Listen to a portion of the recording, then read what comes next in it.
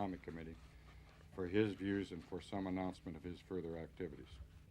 What your assessment is of the state of... You've got to have some transparency and you've got to have some discipline in this process.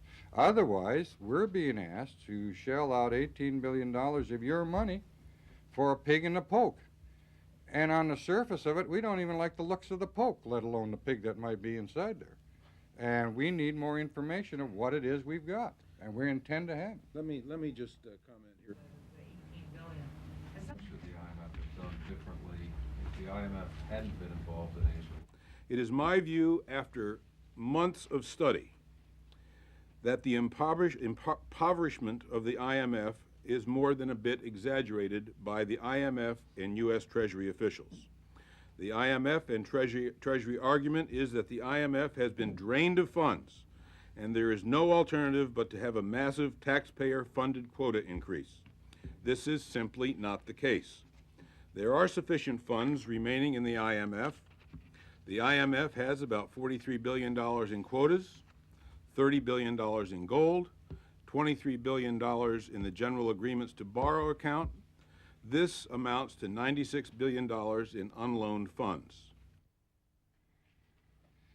Well, let me start off by observing that Я должен начать с того, что пока еще не принято решение. Очень содержательные встречи были. If the redistribution will be less than $1 billion, it will not really harm the Russian economic situation. Let me just remind you that the second tranche scheduled for the 1st of September, which means less than 50 days. So that's why I don't think it could seriously undermine the credibility of the whole package. Переговоров с Международным валютным фондом, Мировым банком была 10-15 минут.